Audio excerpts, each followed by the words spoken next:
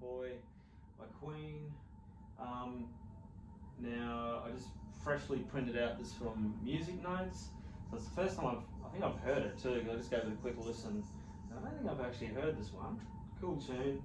This arrangement is it's probably more like intermediate. I wouldn't call it super easy, but there are more complex ones out there. And listening to the way Freddie's playing it, it's a lot more busier. This version combines melody with chords and bass notes, and it's been simplified a bit because the piano is once again playing the singing, the voice part at the top there. So this is more approximation. Later on you could, if you're just interested in the piano part, you might look at just doing the chords and how he rhythmically alters them to give it that feel. Because that is pretty cool, and it's very sort of pop funk in some places, I guess you'd call it. But yeah, good old-fashioned Lover Boy. It's in the key of E flat. So that's good to know your E flat chords. Get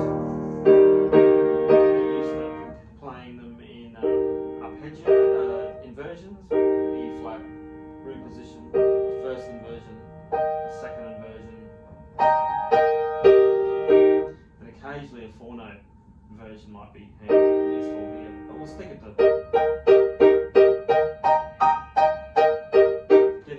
Would be good. Also, of course, your E flat scale. So 3 black notes: E flat, A flat, and B flat. Might be good just to rehearse them over the piano. Improvise on that a little bit so you get used to it. Same with the white notes. 4 white notes of E flat is F, G, C, and D. Again, over like an E flat drone, you might experiment.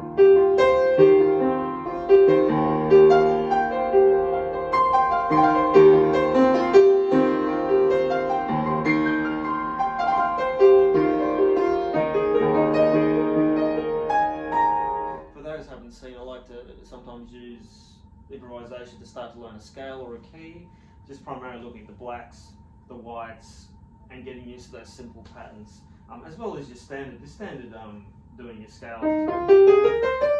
But sometimes it breaks it down in a more step-like fashion, so you get used to it. So good old-fashioned Lover Boy. For this version I've got here, I'll play a little bit of it so you get the idea of the feel. I'll do it a bit slower because it's like the first time I've literally read this. What is it?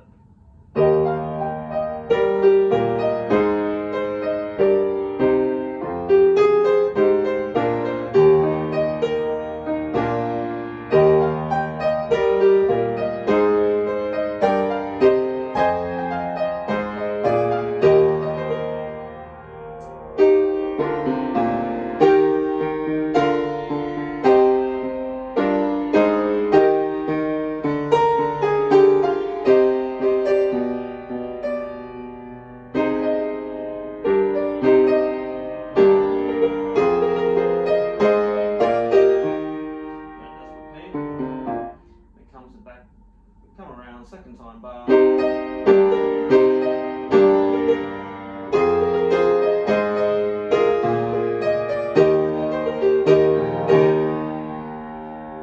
obviously it's the fact of double price. I printed this, so it's going to be.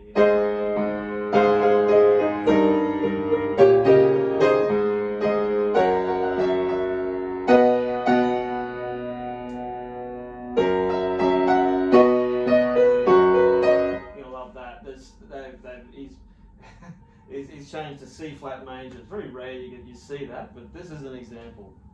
Suddenly I'm trying to read your C flats and you, what else have they got? G flats and E flats together.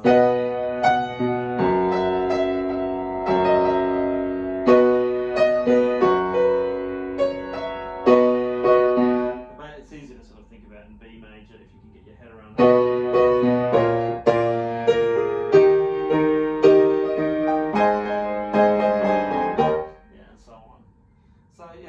It's got a typical sort of piano pop style single note bass lines outlining in the chord, so you could use chord chart reading to help you through this. Of course you can learn it meticulously note by note, but as with other pop music, the more you can do chord reading, read that melody, you can save yourself a bunch of time. And just in this version, some of the melody has chord notes, which gives it a nice reinforcement. So instead of just that,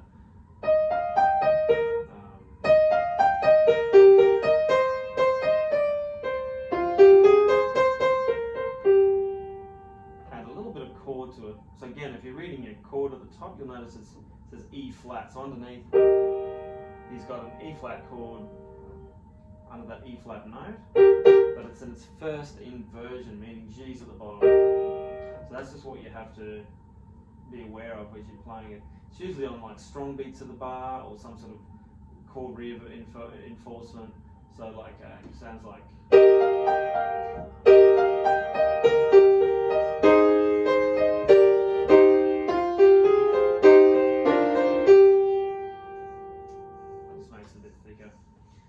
You could go straight to that point, depending on how your technique is going, how you can play chords occasionally with a melody. Or you might want to leave that bit out, just play the top melody and add the bass at the bottom, because that's kind of cool.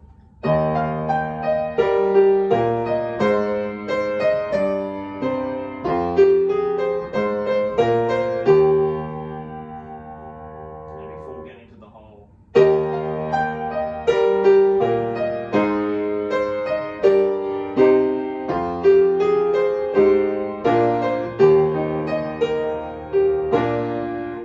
As I said before, when I watched this just before, there's a lot more moving. I think there's some sort of broken chord thing he's doing underneath his own singing, which is more like.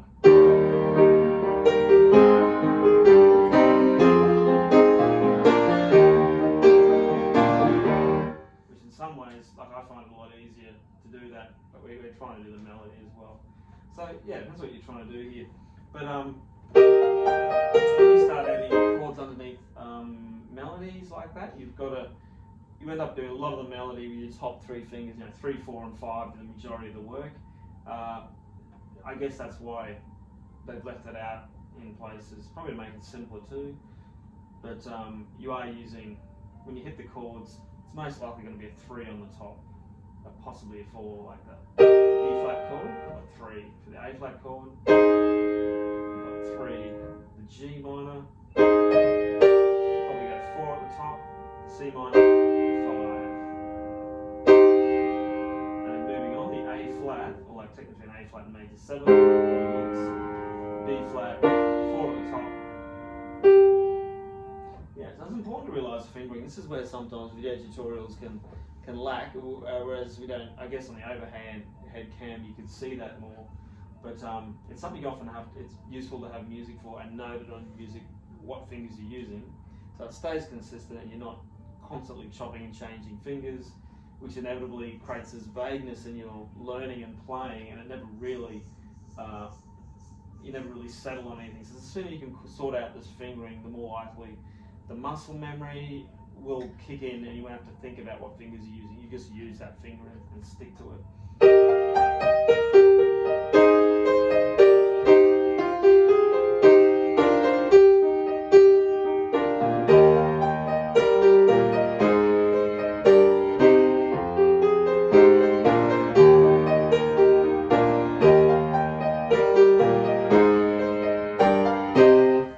Second line, it starts very much the same, ends a little bit differently, which is nice.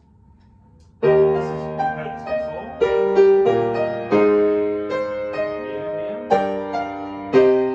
It's the same chords as before. The chords previously were same chords with a slightly different melody on the top. So that's worth noting. Sometimes comparing the difference back to one another can help your learning process. It's like the brain's thinking of two different railway paths splitting off the same way. So you might practice something like first 2 bars.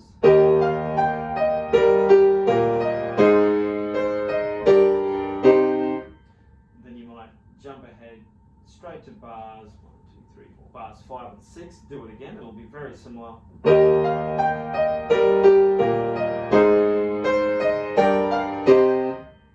Just so you get used to sort of that switch. Because inevitably we start memorising this early with this kind of music. So the sooner you can get the right thing, the better. And the fingering's crucial there, because on the first one,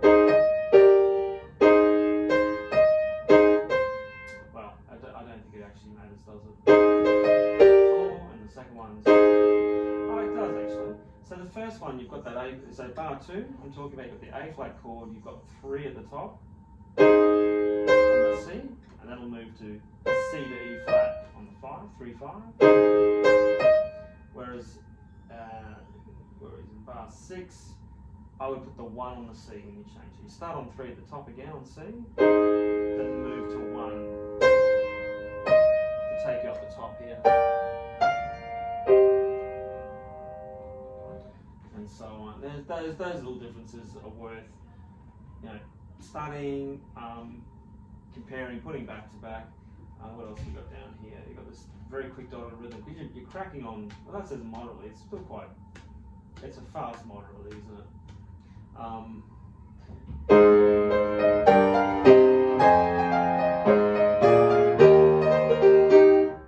of a swing there. That's better.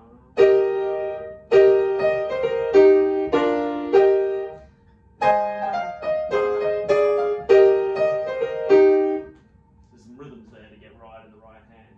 Dun da da da dun. Oh, and I was playing that wrong the whole time, wasn't it? It's a C flat, people.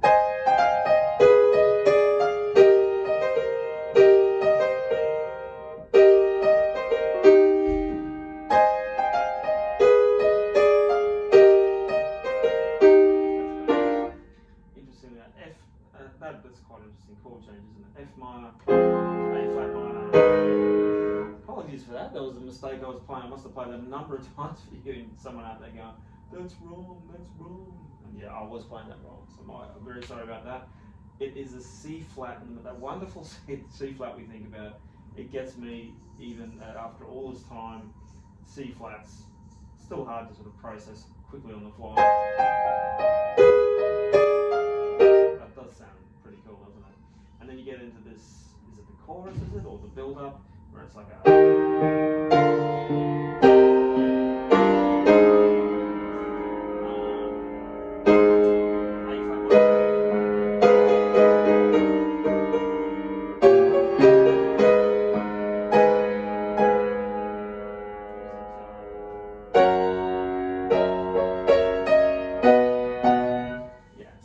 change.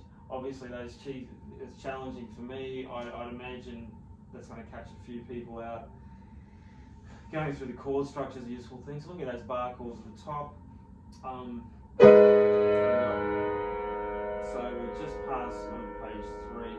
We've just gone ooh love all up. So we've got E flat, B flat over D, C minor, G minor, A flat minor.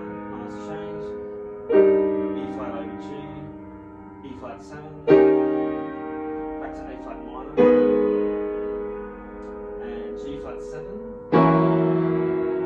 So that's a cool change. So A flat minor, G flat 7 to C flat, or for that you can just think of it as a B. And G flat 7 and B, and G flat 7. That stays there for a while.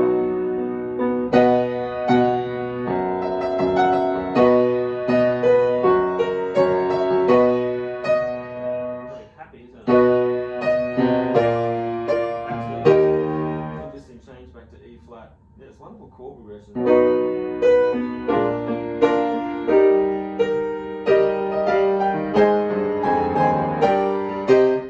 And so on. So I dare say this requires a good chord analysis. It's a nice repetition that comes back. So yeah, a lot of work to do on the first 3 pages. Maybe around the chords. Oh, there's something here at the end that's a little different. When I'm not with you, however that goes.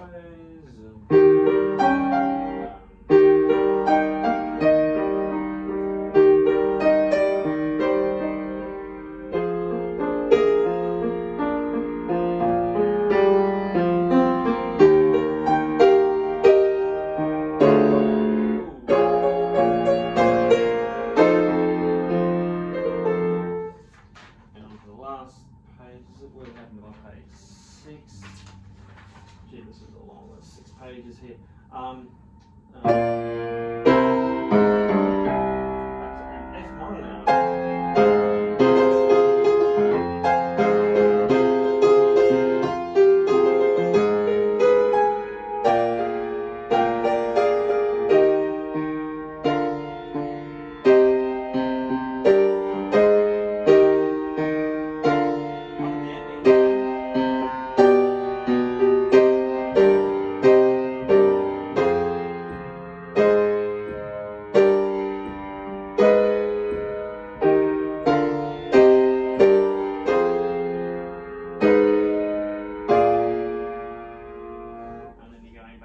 actually those last two bits on the last page, there's a good study in chords and progressions and bass lines. You've got like C minor, G minor, A flat, E flat, just laid out nice and simple. But yeah, this one there's a big chord analysis to get your head around. So I'll be going through finding all the different kinds of chords you've got and trying them out, playing them all, even in things like root position, maybe all the inversions. So when you go to read this, your hands feel ready and you're ready. You're ready mentally to tackle all these chords, and then it'll make playing the rest of the song easier. So anyway, there's a little introduction and heads up and tutorial on Good Old Fashioned Lover Boy by Queen. Hope that was helpful. See you next time.